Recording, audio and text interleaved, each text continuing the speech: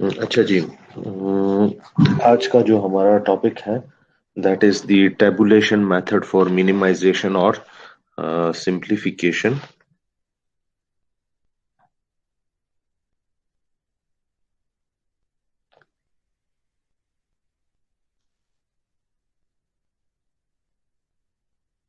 अच्छा जी। हमने अभी तक मिनिमाइजेशन के लिए दो टेक्निक्स पढ़े हैं। ठीक है, एक हमारे पास था अलजेब्रिक मैनिपुलेशन या सिंप्लीफिकेशन जो हम कर रहे थे बूलियन फंक्शन की अलजेब्रिक मैनिपुलेशन से, जो कि एक बेसिक मेथड है for simplification of simple Boolean function, जिसमें आपके पास टू वेरिएबल का फंक्शन आ जाता है ज्यादा से ज्यादा। या अगर आप थ्री का कर सकते हैं तो थ्री की सिंप्लीफिकेशन भी यूजिंग अलजेब्रिक मैनिपुलेशन बहुत मुश्किल होती है। लेकिन रिकमेंड ये किया जाता है कि अगर आपके पास two valued Boolean sorry two variable Boolean function है तो उसको आप यूजिंग अलजेब्रिक मैनिपुलेशन सिंप्लीफाई कर सकते हैं। ठीक है, उसके बाद जब हमारे पास ये साइज ऑफ फंक्शन बढ़ जाता है, नंबर ऑफ वेरिएबल्स उसमें बढ़ जाते हैं, फंक्शन थोड़ा सा और कम्प्लेक्स हो जाता है, तो हमने डिस्कस किया था कि हम उसे करते हैं यूजिंग कर्नॉफ मैप।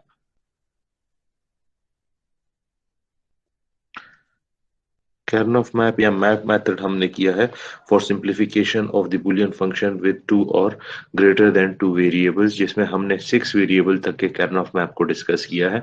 तो आपने देखा था कि जितना ही हमारे पास नंबर ऑफ वेरिएबल्स बढ़ते जाते हैं उसी तरह हमारे पास मैप का साइज भी बढ़ता जाता है। जैसे हमने कहा कि फोर वेरिएबल का मैप है तो वहां पे आपके पास टोटल 16 स्क्वायर्स होते हैं। 4x4 का मैप बनता है। जब 5 वेरिएबल्स का आया तो फिर 4x8 का बना।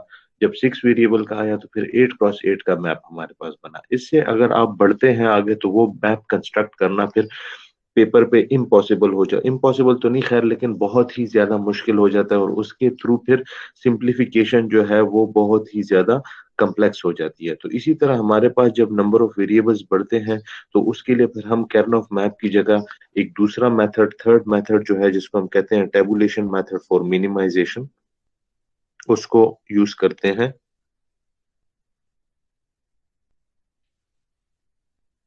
ठीक है, जो कि रिलेटिवली मैथ मेथड से थोड़ा सा आप कह सकते हैं कि सिंपल है for simplification of higher order functions, जिसमें आपके पास नंबर ऑफ वेरिएबल्स जो हैं वो greater than four, greater than five आ जाए। ठीक है, तो इसको टेबुलेशन मेथड को स्टार्ट करते हैं विद सिंपल एग्जांपल। ठीक है, और यहाँ पे आपको और वहां पे हम क्या करते थे कि सारे पॉसिबल मिनटर्म्स के लिए ब्लॉक्स बनाते थे। यहाँ पे ऐसा नहीं होगा।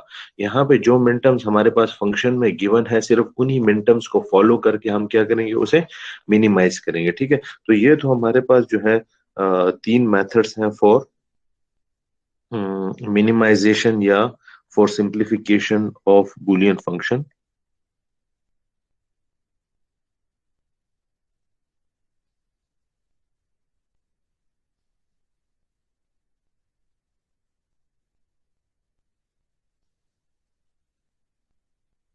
ठीक है, अब आते हैं टेबुलेशन मेथड की तरफ। ठीक है, तो टेबुलेशन मेथड को स्टार्ट करने से पहले हम दो जो तीन इसमें टर्म्स यूज होती हैं जो कि जिनको समझना जो है वो ज्यादा जरूरी है before starting this tabulation method. ठीक है, तो उसमें हमारे पास एक टर्म यूज होती है इम्प्लीकेंट्स की। इम्प्लीकेंट्स जो है this means the number of ones. Implicant से मुराद क्या है, नंबर ऑफ वंस। दूसरी टर्म हमारे पास यूज होती है इसमें प्राइम इम्प्लीकेंट्स।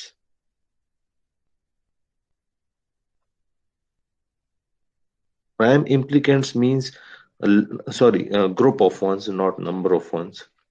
मैं इसको यहाँ पे सॉरी यार, मैं कर दूं इसको, this is group of ones.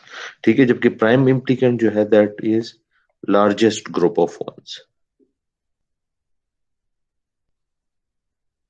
ठीक है, इसी तरह थर्ड नंबर पे आ जाए, that is essential prime implicant. Essential prime implicants, इसको मैं कह देता हूं unique largest group of one.